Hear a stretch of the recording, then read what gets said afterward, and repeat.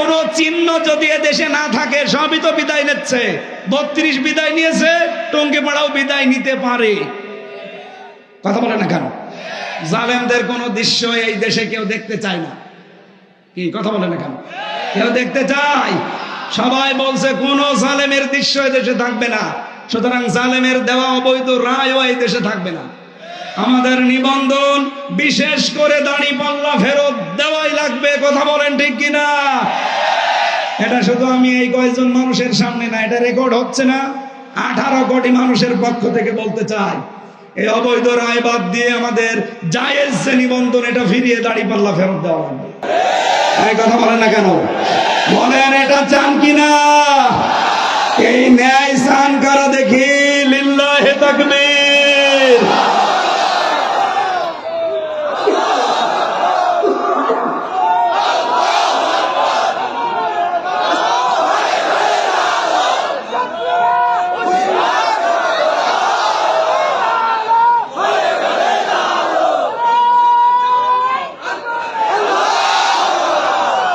প্রান্তীয় জেলা Kushtia কবরহাট high school ময়দানে ইসলামী সমাজ কল্যাণ পরিষদের উদ্যোগে আয়োজিত 3 দিন ব্যাপী 17তম বাৎসরিক, যদিও 16 বছর বন্ধ ছিল, নাকি 13 বছর বন্ধ ছিল, 3 দিন ব্যাপী সমাপনী রজনীর সানন্দন সভাপতি বাংলাদেশ জামাতে ইসলামী কুষ্টিয়া জেলা শাখার ইউনিট সদস্য জনাব কাজী হামিদুল ইসলাম দামাত বারকাতুহুল আলিয়া, সম্মানিত পরিচালক কাজী আব্দুল সালাম, সেক্রেটারি ইসলামী সমাজ কল্যাণ পরিষদ কবরহাট কুষ্টিয়া, মাহফিলের প্রধান অতিথি শাইখুল মাশায়েখ, বাংলাদেশ জামাতে ইসলামী কুষ্টিয়া জেলার শ্রদ্ধাভাজন জেলা আমির, ইসলামিক চিন্তাবিদ, শিক্ষাবিদ, রাজনীতিবিদ অধ্যাপক মাওলানা আবুল হাশেম আতালাল্লাহু উমরাহু ওয়া বারাকাল্লাহু ফি হায়াতি, আমিন। মঞ্চে বসা আছেন ইসলামিক চিন্তাবিদ, রাজনীতিবিদ, সমাজসেবক, কুষ্টিয়া জেলার কৃতি সন্তান, সারা জীবন জ্ঞানের আলো ছড়িয়েছেন অধ্যাপক ফরহাদ হোসাইন, নায়েবে আমির বাংলাদেশ জামাতে ইসলামী কুষ্টিয়া জেলা শাখা, আতালাল্লাহু উমরাহু ওয়া বারাকাল্লাহু ফি হায়াতি, বলেন আমিন। মঞ্চে বসা কুওয়াতুল ইসলাম কামিল মাদ্রাসা কুষ্টিয়া, বাংলাদেশের ঐতিহ্যবাহী প্রতিষ্ঠান, হাজার হাজার আলেম এখান থেকে বের হয়। ইসলামিক চিন্তাবিদ, শিক্ষাবিদ, মুফাসসিরে কোরআন, মুহাদ্দিস মাওলানা অধ্যক্ষ তারিকুর রহমান, আমার নানা জান দামাত বারকাতুহুল আলিয়া, মঞ্চে বসা সম্মানিত ব্যক্তিবর্গ, অনেক মানুষ বসে আছেন আপনাদের পেছনে, কুষ্টিয়ার সর্বজন শ্রদ্ধাভাজন ব্যক্তিবর্গ তারা, রাফা'না লাকা যিকরাক, সম্মান মর্যাদা দুনিয়া আখিরাতে যেন আল্লাহ আরো বাড়িয়ে দেন। আরো জোরে বলেন মানুষের মর্যাদা বাড়ে কিসে? অনেকে জানে না। অনেকে জোর করে সম্মান নিতে চায়, কিন্তু জোর করে সম্মান পাওয়া যায়? বলেন বলেন এটা যে পাওয়া যায় না তার প্রমাণ আতা আর হানিফ। জোর করে নিতে চেয়েছিল, কোথায় পৌঁছিয়ে দিয়েছে আজ? গত পরশু দিনের রিপোর্ট দেখেছেন, তামাম পৃথিবীর 257টা রাষ্ট্র, প্রত্যেক রাষ্ট্রে রাষ্ট্রপ্রধান ছিল। গোয়েন্দা সংস্থা রিপোর্ট দিয়েছে, এটা মাইক্রোসফটের রিপোর্ট। এই 257টা রাষ্ট্রের রাষ্ট্রপ্রধান যারা, সবচাইতে নিকৃষ্ট তালিকায় 10 জনের নাম এসেছে। তার 1 নম্বরে হাসিনা। আমি শেখ বলি না, একবারে হাসিনা বললাম, কারণ ঘৃণিত মানুষদের নাম অত সম্মানে নেওয়ার দরকার নেই। তাহলে হযরত আবু জেহেল বলার দরকার। এই জন্য শেখ শব্দটা একটা সম্মানিত শব্দ। শেখ মানে বুড়ো। শেখ মানে কি? বৃদ্ধ, বুড়ো, মুরব্বী। আর একটা অর্থ আছে, শেখ মানে সম্মানিত। এই জন্য এই শব্দটা মনে হয় যেহেতু ঘৃণিত মানুষের তালিকায় উনি 1 নম্বরে, ওনার নামে এই শব্দটা না দেওয়াই ভালো। আপনি কি রাগ করলেন? 2 নম্বরে নাম এসেছে বাশার আল আসাদের, 3 নম্বরে নাম এসেছে নেতানিয়াহু, এরকম 10 জনের নাম দুনিয়ায় নিকৃষ্ট মানুষের তালিকায়, তার ভেতরে প্রথম নাম্বারে আমাদের আল্লাহর ওলি। সুতরাং জোর করে মানুষের কাছে সম্মান নেওয়ার চেষ্টা যারা করে তারা বোকা। সম্মান মানুষ আপনাকে দেবে দুইটা কারণে। কয়টা? ইয়ারফাউল্লাহুল্লাযীনা আমানু মিনকুম ওয়াল্লাযীনা উতুল ইলমা দারাজাত। সূরা মুজাদালা 11 নম্বর আয়াতের মাঝের অংশে আছে। আল্লাহ রাব্বুল আলামিন জানিয়ে এখানে ডিস্টার্ব হয়ে যাচ্ছে, কিছু দেওয়া লাগবে না ভাই, বসেন তো। যারা মাহফিল দেয় আসলে এরা শোনে না, বিভিন্ন আন্টি শান্তিতে সময় কাটায়। আমির জামাত ডাক্তার শফিকুর রহমান হাফিজাহুল্লাহ, কয়েকদিন আগে একটা অনুষ্ঠানে আমি ছিলাম ওনার।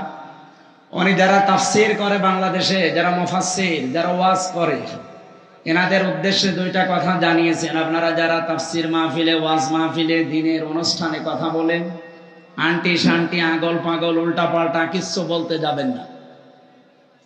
ক্লাসের আকারে কথা বলবেন, সর্বোচ্চ 1 ঘন্টা বলেন, অসুবিধা নেই। 45 মিনিট বলেন, কোনো অসুবিধা নেই। আরো কমিয়ে আপনি আধা ঘন্টা বলেন।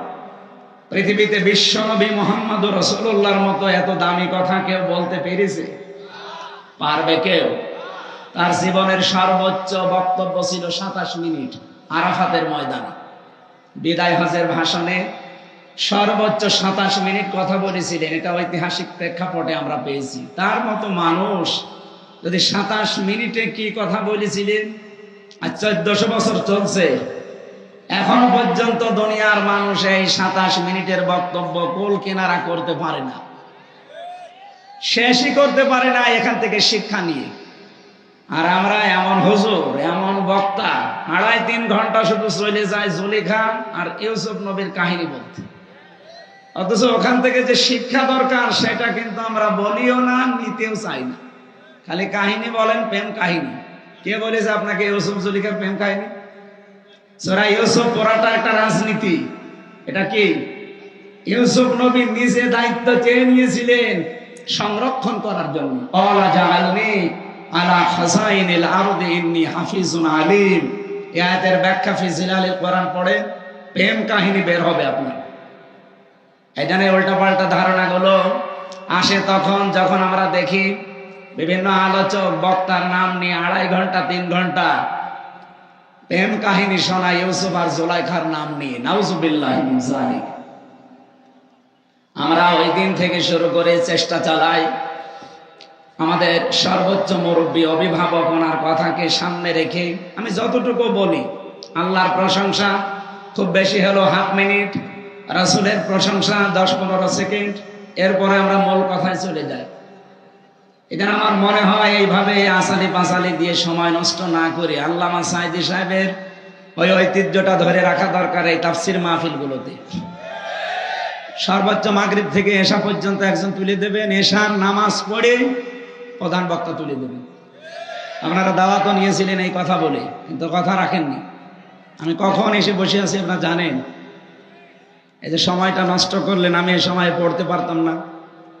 ডাক্তার আমারে বলেছে রাত 10টার পরে জেগে থাকবেন না, তাহলে মাথার এই যে পাশে যে ড্যামেজ হয়ে গেছে ওটা আবার সমস্যা হয়ে দেখা দেবে। কুষ্টিয়ার অনুষ্ঠানগুলো নিতে চাই না আরো এই কারণে। গ্রামের ফকির ভিক্ষা পায় না, বাংলায় কথা নেই। আমি বাইরের জেলায় গেলে একটু দাপট দেখাতে পারি, কিন্তু এখানে আসলে তো বিড়াল হয়ে যায়। আপনারা যা বলেন তাই করা লাগে না। আগামী থেকে এটা আর হবে না, এই সিস্টেম পাল্টাতে হবে। আমার অধ্যক্ষ সাহেব বলছিলেন আসার পরে যে সিস্টেমগুলো আসলে পাল্টানো দরকার। কেন এত রাত করা লাগবে? মানুষ তাহাজ্জুদ পড়বে, ফজরের নামাজ আছে, সকালে কর্মজীবন আছে। আর আমার কালকে দিনের বেলা চট্টগ্রাম, রাতের বেলা নোয়াখালী। আমি তো পারা দরকার আমার। আগামী থেকে কুষ্টিয়া এটা রেকর্ড হচ্ছে, সারা বাংলাদেশে যাচ্ছে। যারা অনুষ্ঠান নেবেন হাতে পায়ে ধরে বলছি এশার নামাজ পড়ে আমারে তুলে দেওয়া লাগবে সাঈদী সাহেবের মতো।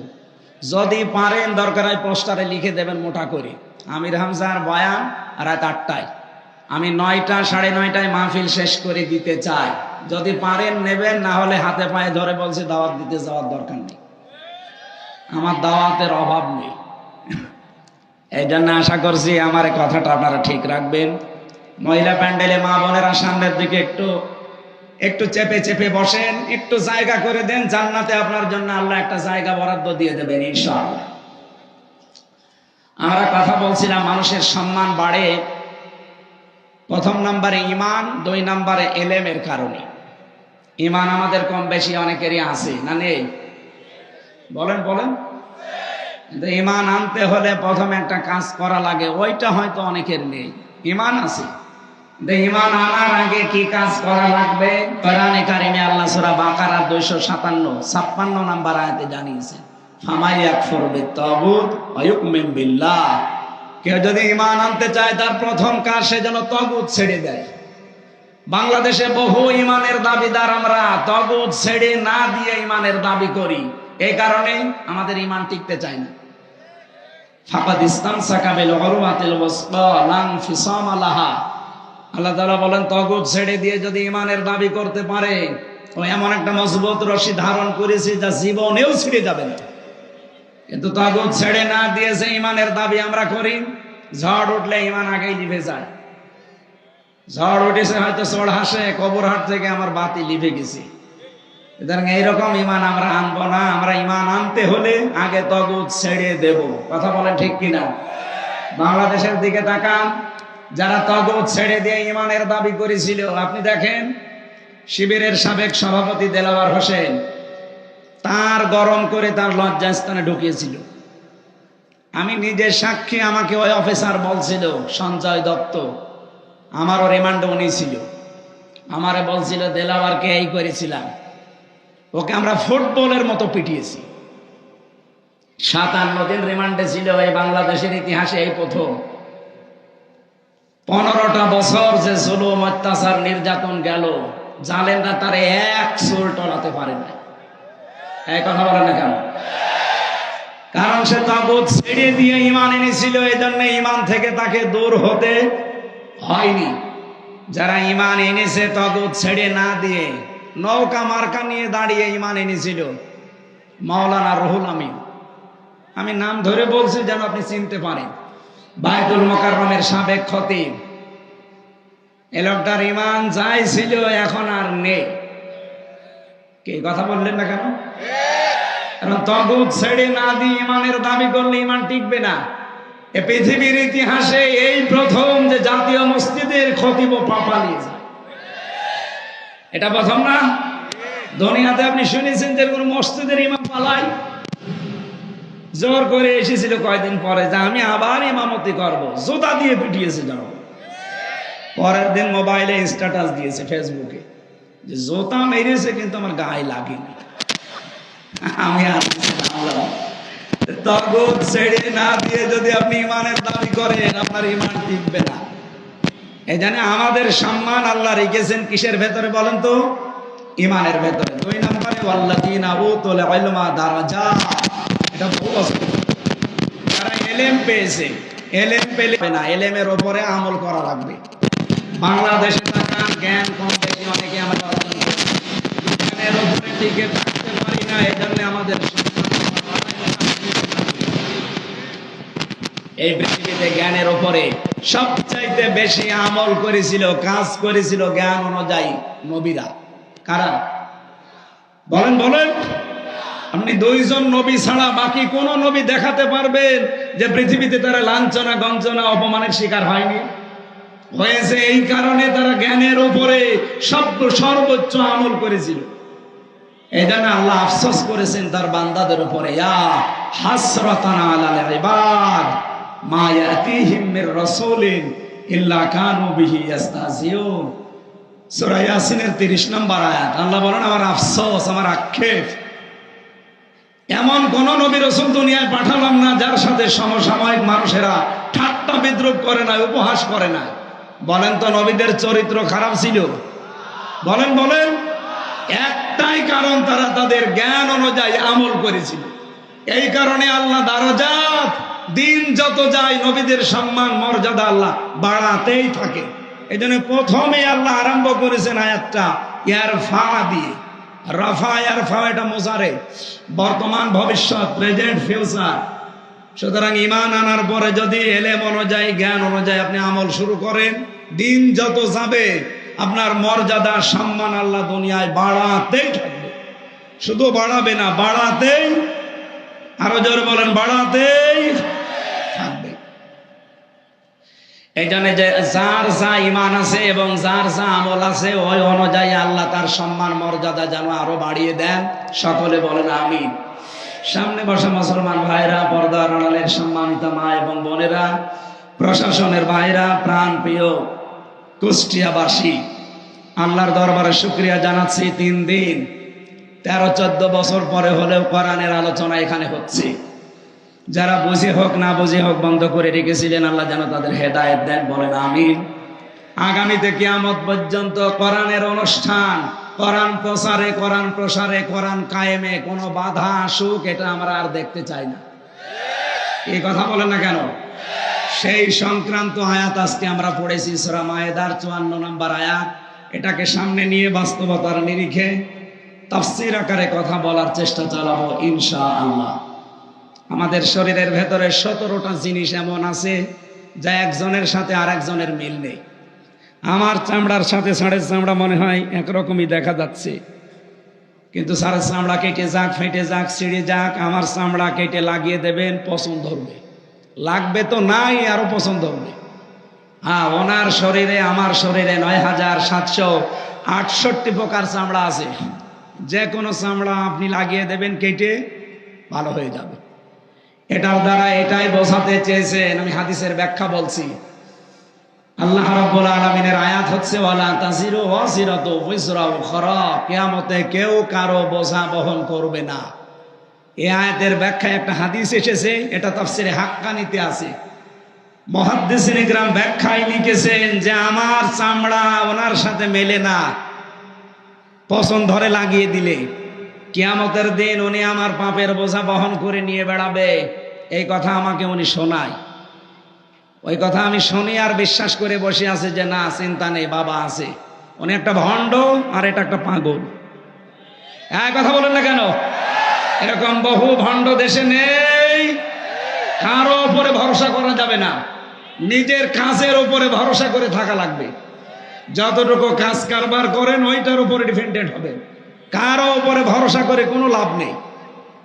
কি কথা বললেন না কেন? উম্মিহি ওয়া আবি, এই আয়াতের ব্যাখ্যা এসেছে সন্তান তার মায়ের কাছে 500 বছর পড়ে থাকবে পা ধরে, 500 বছর, একটা নেকির কারণে। নবীজি বলেন 500 বছর পরে ওর মুখের ওপরে লাথি দিয়ে বলবে কিসের সন্তান দাবি করো, দুনিয়ায় আমার বিয়েই হয়নি। এই জন্য আমার চামড়ার সাথে ওনার চামড়ার মেলে না, ওনার ওপরে ভরসা করে আমার কোনো লাভ আছে? যতটুকু পারবেন কিয়ামতে বোঝা বহন করতে, অতটুকু পাপ করে দুনিয়া থেকে যান। অবশ্য ঠিক আছে, করেন আপনি। আপনি যতটুকু সহ্য করতে পারবেন, মাথার উপরে বোঝা, পাপের বোঝা, ততটুকু করবেন, ঠিক আছে? এটা তো ঠিক আছে। আল্লাহ আমাদের এমন এমন কাজে আঞ্জাম দেওয়ার জন্য তৌফিক দেন, আমরা যেটা বহন করতে পারি ওই পরিমাণে ভালো কাজ আমরা করতে চাই। অন্যায়গুলো দুনিয়া থেকে আমরা মাফ করে নিতে চাই, বলেন আমিন। আপনারা জানেন গতকাল পরশুদিন, আজকে তো 19 তারিখ, 18 তারিখে মনে হয়, গতকাল একজন নিরপরাধ মানুষের জন্য সারা বাংলাদেশে যেভাবে মানুষ রাস্তায় নেমেছিল, পৃথিবীর ইতিহাস তৈরি হয়ে গেছে। এই কথা বললেন না কেন? এটা কি টাকা পয়সা দিয়ে কেউ নিয়ে এসেছিল? না, কাউকে যাবার সময় 2 টাকা দেওয়া হয়নি, খাবারও দেওয়া হয়নি। এটা এসেছিল যারা রাস্তায়, সব এসেছিল ইমানের দাবিতে। 1500 বছর আগে হুদায়বিয়ার সন্ধির যে ঘটনা আসে, জন্মের পর থেকে আমরা শুনি। এখানে একটা শিক্ষা আছে। 1399 জন মানুষকে নবীজি শপথ বাক্য পাঠ করাচ্ছিলেন।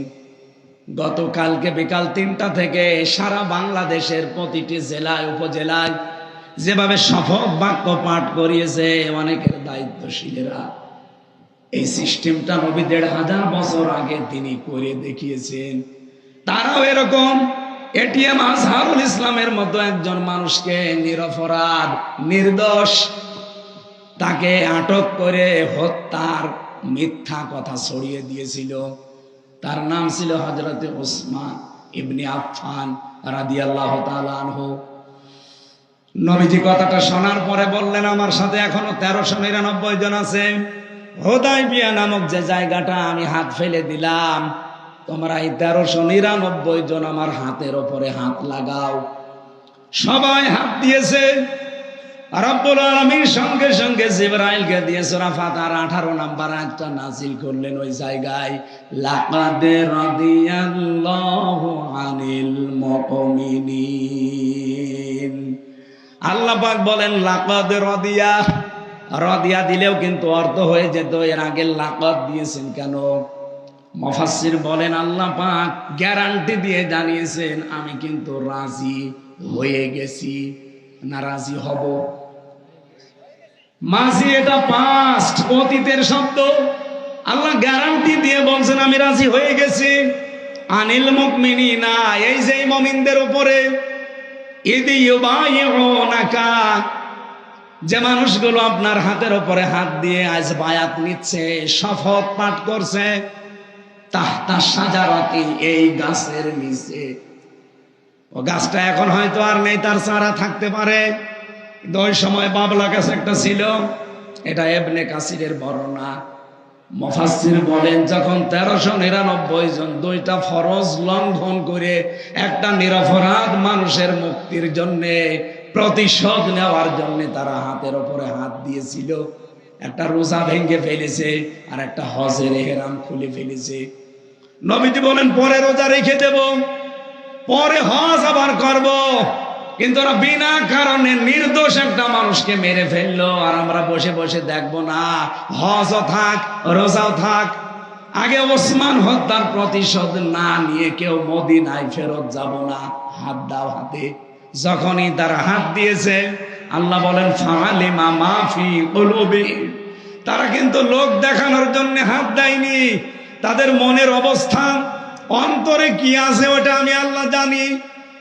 গতকাল সারা বাংলাদেশে এই নির্দোষ নিরপরাধ আজহারুল ইসলামের জন্য যারাই মুক্তির শপথ নিয়েছে, যারাই হাতে হাত দিয়ে শপথ বাক্য পাঠ করেছে মুক্তি দেওয়া লাগবে, তাদের মনের খবরও আল্লাহ জানে। আরো জোরে বলেন। আল্লাহ পাক বলেন আমি দুইটা জিনিস তাদেরকে দিয়েছি, ফানজালাস সাকিনাতা আলাইহিম, তাদের উপর আমার প্রশান্তি নাজিল করেছি। আপনি কালকে সারা দেশের দৃশ্য দেখেন, প্রশান্তি আল্লাহ নাজিল না করলে এই দৃশ্য তৈরি হওয়া সম্ভব না। কত মানুষ এরকম অনুষ্ঠান করতে গেলে হাজার হাজার কোটি টাকা খরচ করেও পারত না। আজকেও সারা বাংলাদেশে একটা দলের অনুষ্ঠান হচ্ছে। আমি আসার সময় কয়েকজনকে জিজ্ঞাসা করছিলাম, দিনের বেলা একটা অনুষ্ঠানে যাচ্ছিলাম, ওখানে যাওয়ার সময় একটা লোককে বললাম যে ভাই আপনারা এসেছেন আল্লাহর জন্য? বলে কিসের হুজুর? আল্লাহর জন্য 300 টাকা পেয়েছি। কত? 300 টাকা দিয়ে যার এক বেলা খাবার, এই জন্য এরকম চিল্লাপাল্লা করছি। এরপরেও কত মানুষকে পাওয়া যাচ্ছে না, অথচ গতকালের দৃশ্যে 300 না 3 টাকাও কাউকে দেওয়া হয়নি।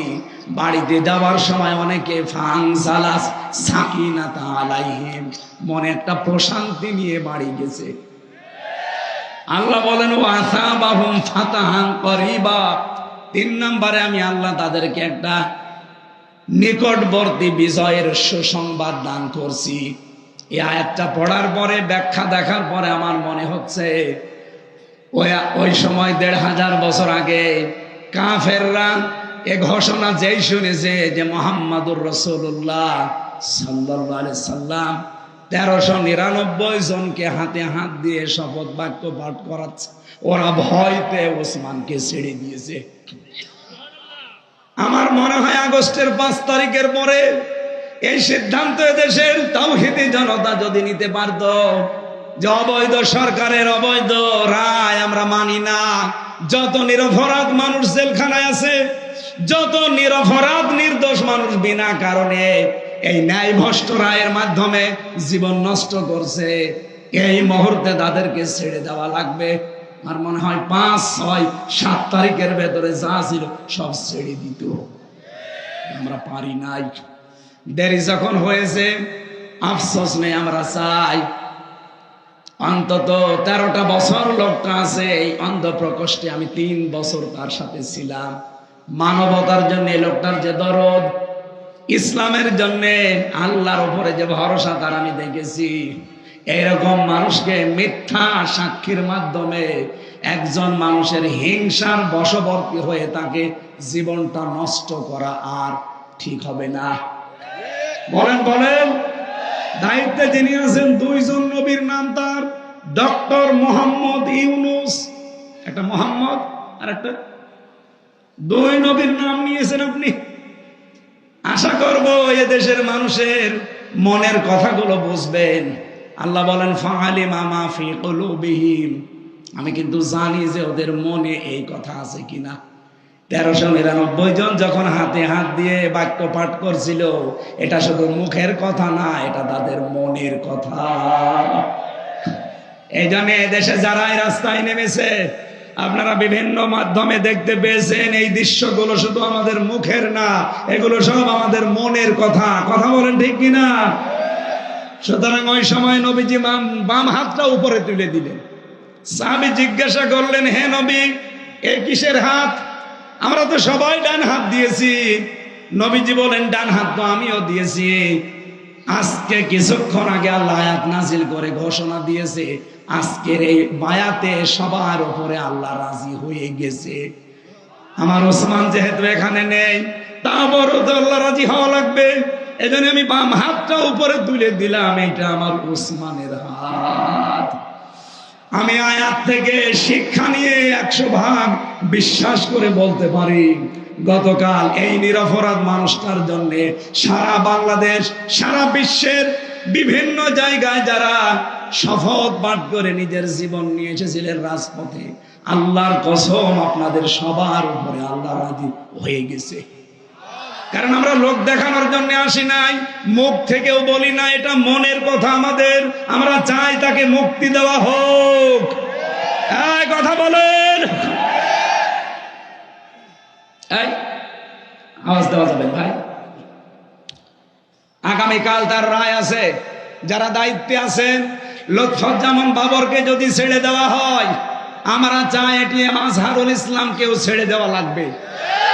এটা রাজনীতি না, এটা আমাদের ইমানের দাবি। যদি রাজনীতি মনে করেন, হ্যাঁ এটা রাজনীতি।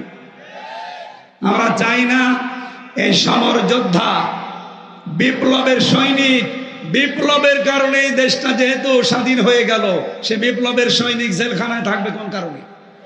তিনি বিপ্লবের অগ্রনায়ক, সারাটা জীবন কাটিয়েছেন বিপ্লবের মাধ্যমে। এই কথা বলে না কেন? বিপ্লবের এই সূর্য সন্তান যদি জেলে থাকে, তাহলে বিপ্লব দরকার কি? আশা করছি অন্য যারাই আছে বিনা কারণে নির্দোষ, মিথ্যা মামলা, মিথ্যা সাক্ষীর কারণে সবাইকে মুক্ত বাতাসে ছেড়ে দেওয়া হোক। এটা আমরা চাই না। আমরা চাই এই কারণে 1500 বছর আগে যদি নবী ওনাদের উপরে খুশি হয়ে যেতে পারে, আল্লাহ যদি খুশি হয়ে বলতে পারে ইয়াদুল্লাহি ফাওকা আইদিহিম, আজকে নবীর হাতে যারা হাত দিয়েছো, তারা আমার হাতে হাত দিয়েছো।